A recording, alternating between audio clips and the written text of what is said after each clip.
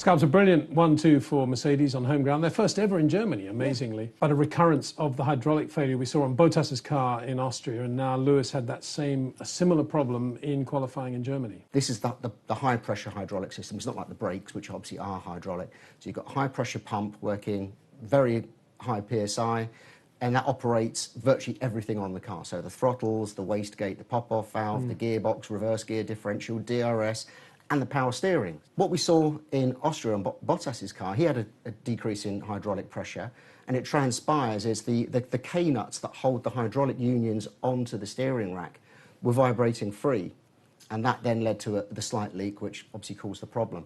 The K-nuts are used frequently on race cars, and they're actually an aircraft thing. So there's a very lightweight nut, sort of flanged with a small hex on it, and they're self-retaining. So the way you bolt them up, you can only use them once. Once you've screwed them on, when you screw them off, they go in the bin. So they're designed for vibration. What they were finding in Austria, as we understand now, is that the curbs were creating a certain resonant vibration that allowed these nuts to come undone to create the leak. 2 races later, obviously Silverstone in between, no problems. No one was talking about curbs at all throughout Silverstone.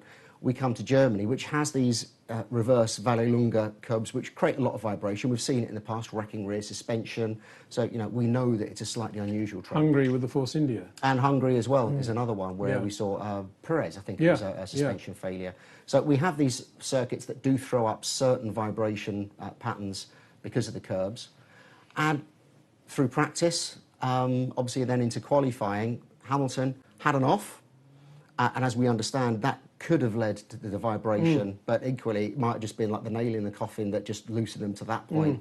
He then went into the next turn, and by then his power steering obviously was already starting to give up, and then he had to retire the car, as we saw again, because once the pressure goes. But it's interesting, isn't it? Because they're not Lewis wouldn't have been the only driver, or Valtteri in Austria, using the curbs.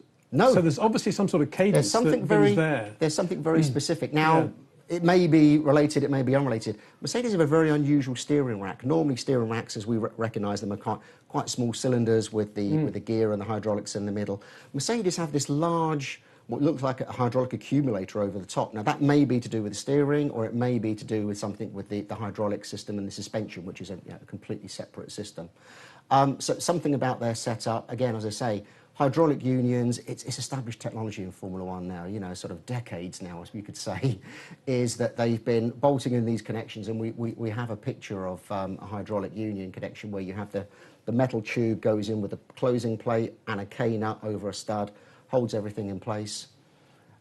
In any other area of motorsport, if you had that problem, you would put on lock wire on them, obviously. But you would imagine that's what they would have done after Austria. Well, potentially, but again, the K-nut is a long-established solution.